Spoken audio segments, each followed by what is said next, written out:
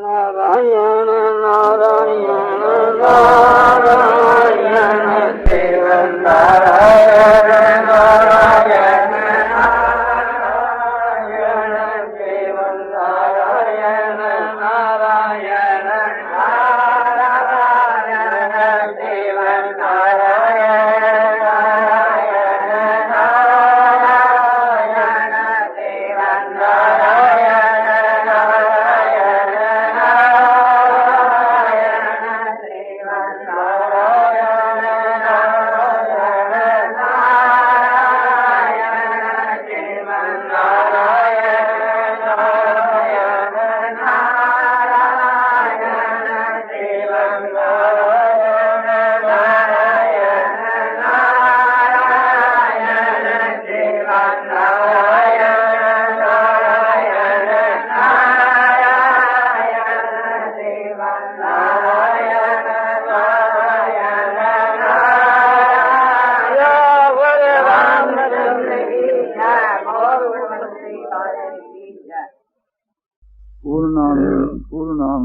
अपारां शांतां घनानं अचलानं ध्रुवानं नित्यानं भगवद्रूपानं ज्ञानस्वरूपानं आनंद ही आनंद। भाई ने पूछा कि भगवान के बीच के वहां सहज स्नेह कैसे हो, यानी स्वाभाविक ही प्रेम कैसे हो।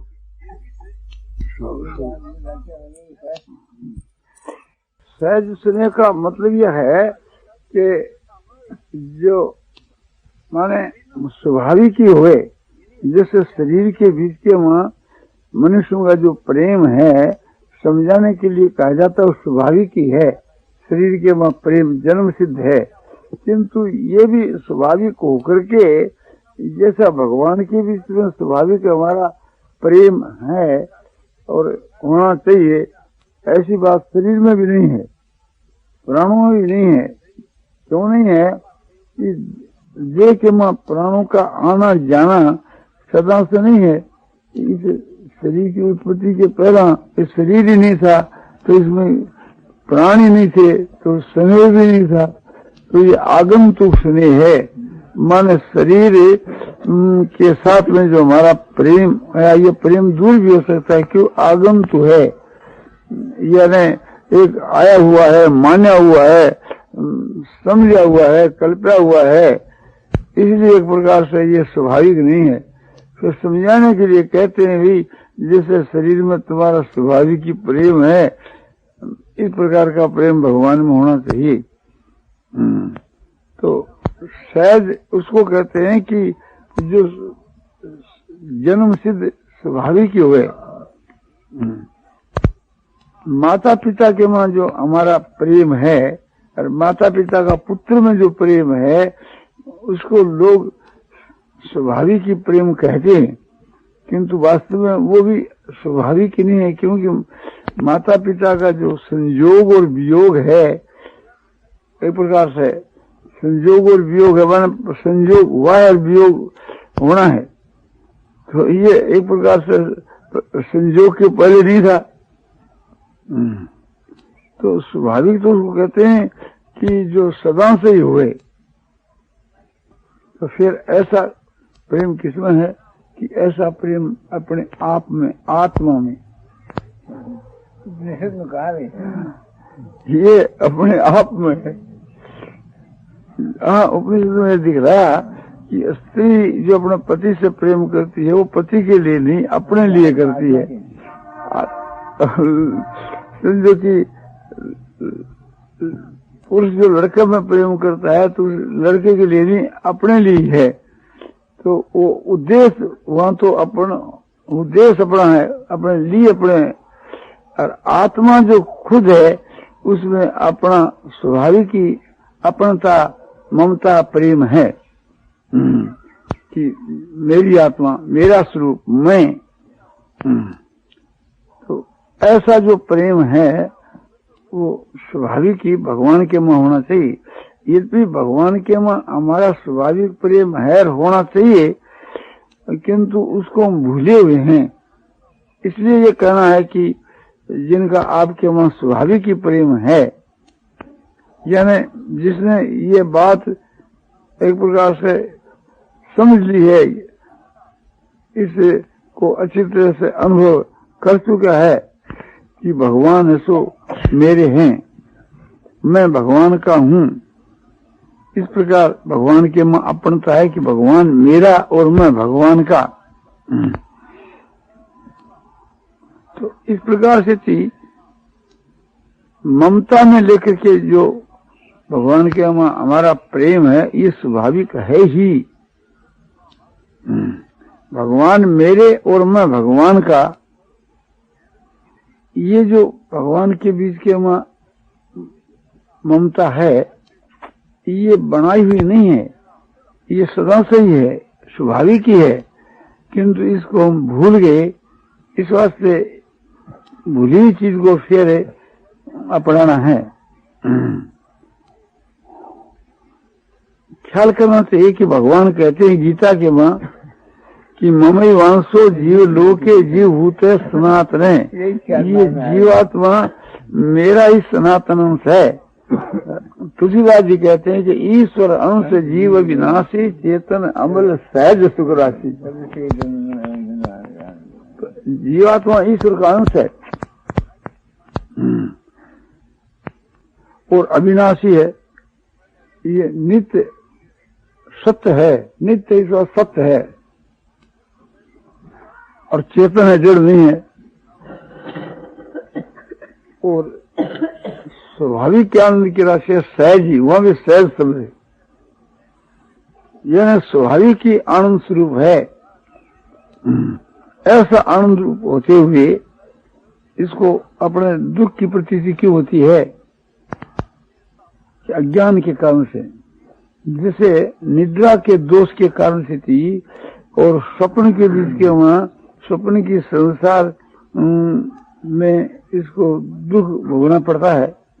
तो वो दुख एक प्रकार से आगंतु है, माना हुआ है, वो स्वाभाविक नहीं है, क्योंकि वो आंख खुलने के बाद नहीं रहता है और पहले भी नहीं था, सोने के पहले भी नहीं था।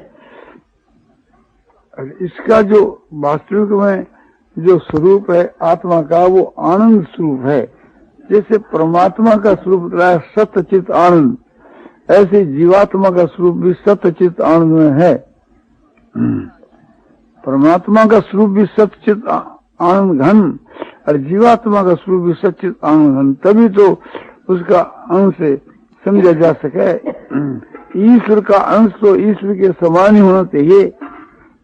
ईश्वर की सादृश्यता नहीं है तो फिर ईश्वर का अंश कैसे? कोई भी चीज का अंश है तो उसका ही अंश है, तो उसका समान ही होना चाहिए। ये हो सके है कि वो महान है, वो अल्प है, ये तो फर्क हो सके, किंतु जाति तो एक ही है। परमात्मा भी सच्चित आनंद रूप है, जीव भी सच्चित आनंद रूप है।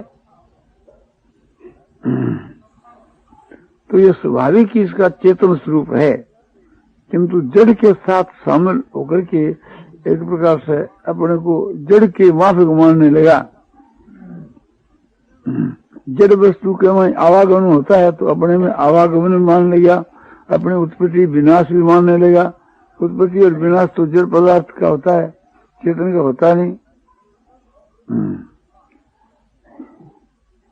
तो अपने को जड़ मानने लगा, विनाशशील मानने लगा और दुख रूप मानने लगा। कुसंग के कारण से, अज्ञान के कारण से। अज्ञान जो अविद्या है,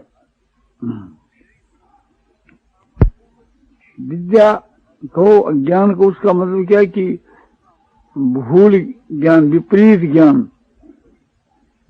महर्षि पतंजलि ने अविद्या का लक्षण किया है कि अनात्म पदार्थ में आत्म बुद्धि और अनित्य में नित्य बुद्धि और दुख में सुख बुद्धि और अपवित्र में पवित्र बुद्धि। ये शरीर जो सो महान अपवित्र है, इसके मैं पवित्र बुद्धि की मैं पवित्र हूँ। आत्मा तो पवित्र है पर शरीर बन करके कहो मैं पवित्र, ये तो मूर्खता ही है। शरीर में तो गंदे गंदे पदार्थ भरे हुए हैं। जितनी चीज अपने से निकलती है गंदी गंदी निकलती है, और चीर फाड़ करके देखे जो सब समझो कि गंदी चीज की गंदे पदार्थ ही मिलेंगे। और दुख में सुख बुद्धि, शरीर संबंधी जो सुख है वो वास्तव में दुख ही है, दुख में ही सुख बुद्धि है, शरीर में कहीं सुख है ही नहीं। भगवान गीता में कहते हैं अनित्यम असुखम लोकम इमं प्राप्त भजस्व माम। ये मनुष्य का शरीर जिसमें सुख का लेश मात्र नहीं और अनित्य रहने का भी नहीं, तो ये शरीर ऐसा विनाशशील है और दुख का ही स्वरूप है, जिसमें सुख बुद्धि हो रही है तो सुख है नहीं। और अनित्य में नित्य बुद्धि, शरीर सुनाशवान है जिसको हम नित्य मान रखा है, और अनात्म आत्म बुद्धि, शरीर है सो आत्मा नहीं है जिसको हम आत्मा मान रखा है। इसका नाम अविद्या है, जिसके कारण ही विपरीत ज्ञान दिखता है। सपने में सृष्टि है नहीं किंतु दिखती है, क्योंकि विपरीत ज्ञान है। तो जहाँ विपरीत ज्ञान हो जाता है वहाँ उल्टा दिखता है। उल्टा दिखने का मूल कारण अविद्या है, अज्ञान है। तो देह के मन जो आत्मबुद्धि है कि देह मैं हूँ या देह मेरा है, ये दोनों आगंतु है, सदा से नहीं है। तो इसलिए वास्तव में तो संसारिक पदार्थों में कोई ऐसा दृष्टांत ही नहीं है जिसको आपको बतलावे कि स्वाभाविक ही प्रेम है। तो इसके लिए उदाहरण है अपने आत्मा का। अपने आप को आत्म जितना प्रिय तो कोई चीज प्रिय नहीं है। सबको त्याग सकता है किंतु अपने आप को नहीं त्याग सकता। सबसे इसका विरोध हो सकता है किंतु अपने आप से कभी विरोध नहीं हो सकता। तो ये स्वाभाविक ही आत्मा सो प्यारा है, अपने आप को अपना आप स्वाभाविक प्यारा है, ये कोई सिखाने की बात नहीं है, सदा से ही है। तो इस प्रकार का प्रेम जिसका भगवान के में हुए, तो भगवान में ज्ञान के मार्ग से और भक्ति के मार्ग से, ज्ञान के मार्ग से तो ऐसा होता है कि भगवान ही हमारी आत्मा है, क्योंकि भगवान सबकी आत्मा है। महात्मा गुड़ा के सर्वभूता शेष है, तो भगवान ही हमारी आत्मा है, अपना आप है। तो ये ज्ञान के सिद्धांत से भी भगवान के बीच के वहां अपने स्वाभाविक प्रेम तो है ही, उसकी जागृति हो सकती है। वेद उत्पन्न नहीं होती, वेद तो नित्य और सत्य है, वेद की उत्पत्ति नहीं हुई, तो वेद प्रकट होते हैं। तो इसी प्रकार से थी भगवान के साथ के बीच में हमारा स्वाभाविक प्रेम है, किंतु आवरण के कारण से वो ढका हुआ है। तो आवरण को दूर करना है, अविद्या को दूर करना है। परमात्मा तो सबके हृदय में विराजमान है ही, उसकी प्राप्ति क्या करनी है? कोई अप्राप्ति की प्राप्ति नहीं करनी है, प्राप्ति की प्राप्ति करनी है ना। प्राप्त तो है ही, उसको समझ लेना है। तो ज्ञान के सिद्धांत में तो परमात्मा आत्मा रूप से हमारे हृदय में विराजमान हो ही रहे हैं। उसको ये अनुभव कर लेना है कि परमात्मा मेरी आत्मा है। और भक्ति के सिद्धांत के बीच के वहां, भक्ति के सिद्धांत के बीच के वहां जो है, संसार में परमात्मा ही अपना आप है, परमात्मा ही हमारा है। परमात्मा के सिवा दुनिया में कोई भी हमारा नहीं है। सब कोई अपने अपने स्वार्थ के मित्र हैं। उमा राम सम हितु जग माही, गुरु पितु मातु बंधु केहू नाही। राम के समान हित करने वाला गुरु माता पिता भाई बंधु कोई भी नहीं है। तो भगवान हमारे निजी जन हैं, हमारे हैं, किंतु हम उसको अपना नहीं मानते हैं, इस कारण से भटकते फिरते हैं। तो सब ओर से अपनता हटाकर केवल भगवान में अपनता करनी चाहिए। भगवान ही हमारे और कोई भी हमारा नहीं है, ये निश्चय करना चाहिए। एक परमात्मा को छोड़ करके हमारा कोई भी ऐसा नहीं है। तो परमात्मा को अपने आत्मा से भी बढ़कर प्रिय समझना चाहिए, वो प्राणों से भी बढ़ करके भगवान में प्रेम करना चाहिए। ज्ञान के मार्ग में तो भगवान में अहंता होती है और भक्ति के मार्ग में भगवान के वहां ममता होती है कि भगवान मेरे और मैं भगवान का। ये भगवान के साथ में हमारा जो संबंध है ये अनादि है। तो जैसा भगवान के वहां स्वाभाविक हमारा जो स्नेह है, प्रेम है, ऐसा किसी में भी नहीं है, किंतु इस बात को भूले हुए हैं। बच्चा जो है उसका प्रेम का संबंध, अपनता का संबंध माँ के साथ के माँ जन्म सिद्ध है। माँ मेरी और मैं माँ का, और माँ भी समझती है बच्चा मेरा है। बच्चे को ज्ञान नहीं है तभी माँ बच्चे को अपना ही समझती है। माँ कभी नहीं समझती कि ये बच्चा मेरा नहीं। तो ये माँ का उस बच्चे में स्वाभाविक ही बात सद्भाव है, कोई बनाया हुआ नहीं है। ये जन्म सिद्ध है, जब वो गर्भ आया तब से ही है। और गर्भ के पहले भी मेरे लड़का हुआ है ऐसा भाव, लड़का पैदा हुए पहले भी ये भाव था। तो उसे माँ का बच्चे में जो प्रेम है वो स्वाभाविक ही है, वो सहज प्रेम है। बच्चे का प्रेम नहीं है तभी माँ का है। बच्चे को ज्ञान नहीं है कि यह मेरी माँ है, इसलिए एक वर्ष से बच्चे का माँ में प्रेम नहीं है। आस्ते आस्ते बच्चे को ज्ञान हो जाता है तो माँ में सबसे बढ़कर उसका प्रेम होता है और सबको छोड़ देता है, माँ को नहीं छोड़ता। वो समझता है कि जो कुछ है सो मेरी माँ ही है। बच्चे के लिए तो माँ ही ईश्वर है, सर्वस्व माँ। इसलिए समझदार होने के बाद में अपने माता को, अपने पिता को साक्षात ईश्वर के समान समझे तो बेड़ा पार हो सकता।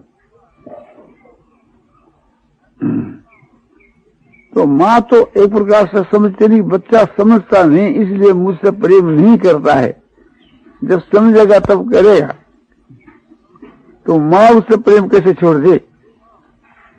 तो इसी प्रकार से कि भगवान स्वाभाविक ही हम लोगों से प्रेम करते हैं। हम नहीं भी करते हैं तो भगवान तो करते ही हैं। भगवान का हम लोगों में स्वाभाविक ही प्रेम है, वो दूर नहीं हो सकता।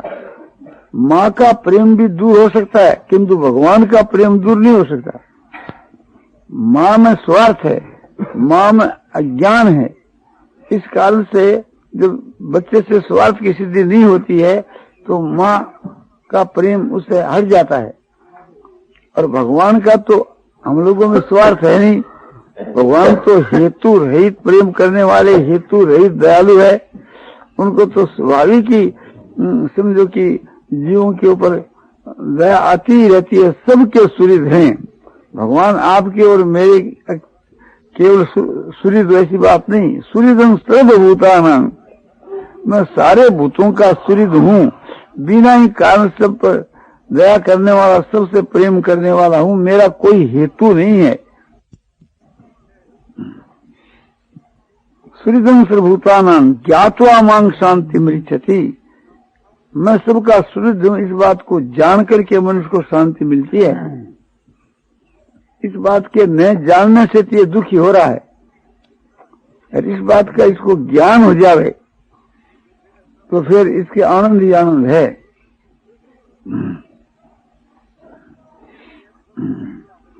बच्चा जो है जब माँ के विषय का ज्ञान हो जाता है तो वो फिर निर्भय सा हो जाता है। छोटा बच्चा बाहर में किसी दूसरे बच्चे से लड़कर आता है, दौड़ करके माँ की गोद में बैठ जाता है, मानो गढ़ में बैठ गया। अब उसको कोई भय नहीं। दूसरा बच्चा आता है कि तेरे लड़के ने मुझको मारा, तो माँ कहती क्यों मारा रे? वो कहता है कि माँ मैंने एक गाल दी, गाल काटी जब मैं इसको मारा। वो दूसरा बच्चा बोलता है कि नहीं, पहला इसी ने गाल काटी, उसके बाद मैंने गाल काटी। और ये झूठ बोलता है और फिर मार करके भाग कर आया, इसलिए इसको मैं मारूंगा। माँ मनी मन में हंसती है, ये तो मेरी गोद में बैठा, तू कैसे मारेगा? पर वो दावा रखता अपने मारने कि जब माँ की गोद से बाहर आएगा तो मारूंगा। और उस लड़के के दिल में भी भय है। तो माँ एक क्रोध की सी आकृति बना करके और अपने लड़के को मारती है कि बदमाश, इस प्रकार से थी तू अपने बदमाशी करेगा, किसी को गाल देगा, मारेगा। और उसको माँ सो मारती है। उस मार को देख के जो शिकायत लेकर जो लड़का है उसके संतोष हो। ठीक है, माँ ने इसकी पक्ष नहीं ली, इसने न्याय किया, मेरी बात की सुनाई हुई। फिर ऐसा काम नहीं करना। और उसको कहती है कि देख, ये मेरा लड़का फिर तेरे को गाली देवे या कभी मारे तो तुम मुझको आकर कह देना, मैं पीटूंगी इसको। ठीक है, वो लड़का हंस कर भाग जाता है। फिर कभी वो बदमाशी करता है तो कहता है तेरी माँ को कह दूंगा। तो उसके मन के वहां भय हो जाता है, फिर सावधान हो जाता है। दूसरा लड़का भी मारता है, माँ भी मारती है, किंतु माँ इस प्रकार की मार नहीं मारती जिससे लड़के का वास्तव में अनिष्ट हो जाए। दूसरा जो लड़का है वो तो ऐसी मार भी दे देता है कि वो चाहे मरो चाहे हो। माँ उसको दंड तो देती है, सो भी उसके हित के लिए, उसके हित के लिए, उसका जो स्वभाव जो उसको सुधारने के लिए। तो इसी प्रकार से थी भगवान हम लोगों को दंड देते हैं, किंतु हम लोगों के सुधार के लिए। भगवान का कोई द्वेष नहीं, द्वेष तो माँ का ही नहीं, फिर भगवान का तो वही कर सकता है। तो माँ जिसे न्याय करती है ऐसे भगवान न्याय करते हैं, फैसला करते। तो वो मार जो है हमारे हित की है, माँ की मार हित की है, और भगवान की मार तो और भी हित की, उसमें तो परम हित भरा हुआ है। लड़का रोता है माँ मारती है तो, किंतु मन में यह समझता है कि माँ की मार है। ये भी देखा गया है, माँ उसको अपने से अलग कर देती है और मारती भी है, फिर भी लड़का दौड़ करके माँ के पास जाता है। दूसरे कहते तुम माँ के पास मत जा, माँ मारेगी, इस बात को भी सुन लेता है, पर फिर भी माँ के पास ही आता है। वो समझता है भीतर के वहां कि माँ जो मुझको मारती है वो मेरे इसके लिए मारती है, मेरे स्वभाव में दोष है, उसके सुधार के लिए माँ मारती है। तो लड़के का माँ में स्वाभाविक ही प्रेम हो जाता है, और माँ का तो पहले से ही है। जब लड़के को अपने आप का होश नहीं था तभी माँ का प्रेम तो लड़के में पहले से ही है। वो लड़का गर्भ में था तभी माँ का प्रेम तो लड़के में था ही। तो भगवान का प्रेम इसी प्रकार से हम सब लोगों के मां पहले से ही है। और भगवान का प्रेम तो मां से भी सब प्रकार से बढ़कर है। गंभीरता से विचार करने पर मां का जो प्रेम है ये भी आगंतु है, अनादि नहीं है। अब यहाँ का तो एक प्रकार से आदि लड़के के जन्म से ही माना जाता है, इस वास्ते जन्म से पहले से ही कह लो, किंतु इसके पहले लड़का किसी दूसरी जोनी में था, तब तो न तो माँ का परिचय था न कोई प्रेम ही था। और भगवान का तो सदा सर्वदा प्रेम है और अब भी और भविष्य में भी रहेगा। भगवान तो इसको सदा से ही जानते हैं, इस वास्ते भगवान का स्वाभाविक प्रेम है। भगवान को हम लोग नहीं जानते, किंतु भगवान तो हम सबको जानते ही हैं। वेदाहं समतीतानि वर्तमानानि चार्विन भविष्यानि भूतानि मां तु वेदन कष्टन। भगवान कहते हैं जितने जो प्राणी हो चुके उन सबको मैं जानता हूँ, और जितने प्राणी वर्तमान में हैं उन सबको मैं जानता हूँ, और जितने भविष्य में होंगे उनको भी सब मैं जानता हूँ, किंतु मेरे को यथार्थ रूप से कोई भी नहीं जानता। तो हम भगवान को जान जाएंगे तब तो हमारा भगवान के साथ में स्वाभाविक ही प्रेम हो ही जाएगा। अज्ञान के कारण से हमारा स्वाभाविक प्रेम नहीं है। न्याय से तो स्वाभाविक प्रेम होना ही चाहिए, क्योंकि जब भगवान का स्वाभाविक प्रेम हम सब में है तो हमारा भी होना ही चाहिए। भगवान की कृपा से ही हम लोगों को यह मनुष्य का शरीर मिला है। नहीं मिलता तो हमारे हाथ में ऐसा कौन सा उपाय था कि हम मनुष्य हो जाते। और बहुत से पशु पक्षी कीट पतंग आदि हैं, वे अपने चाहे कि हम मनुष्य बनना चाहे तो नहीं बन सकते। तो भगवान ने देखा कि 84 लाख योनियों में भ्रमण करता हुआ एक प्रकार से महान कष्ट को प्राप्त हो रहा है। ऐसा देख करके सदा के वास्ते हमको दुख से मुक्त करने के लिए दया करके भगवान ने ये मनुष्य का शरीर दिया। तुलसीदास जी कहते हैं कबहू करी करुणा नर देही, कबहू करी करुणा नर देही, देत ईस बिनु हेतु स्नेही, देत ईस बिनु हेतु स्नेही। कभी करुणा करके दया करके विशेष दया करके 84 लाख योनियों में भ्रमण करते हुए जीव को भगवान मनुष्य का शरीर देते हैं।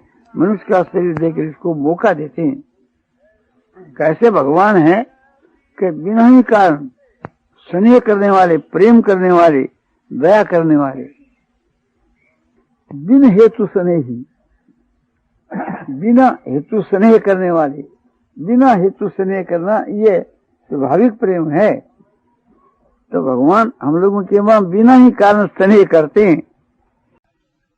नारायण नारायण नारायण श्रीमन्नारायण नारायण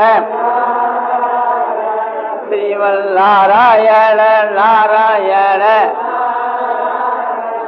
श्रीमन्नारायण नारायण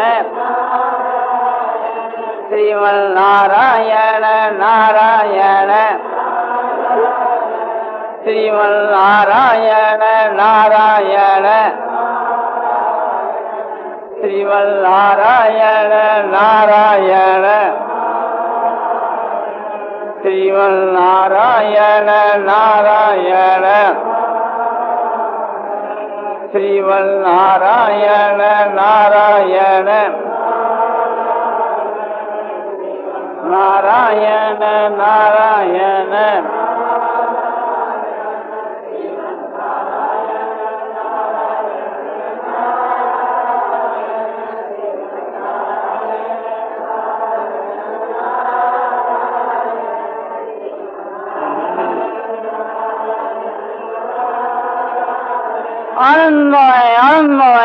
पूर्णानंद, अपार आनंद, शांत आनंद, घन आनंद, अचल आनंद, ध्रुव आनंद, नित्यानंद, बोधस्वरूप आनंद, ज्ञान स्वरूप आनंद, आनंद ही आनंद, आनंद ही आनंद, शांति शांति शांति।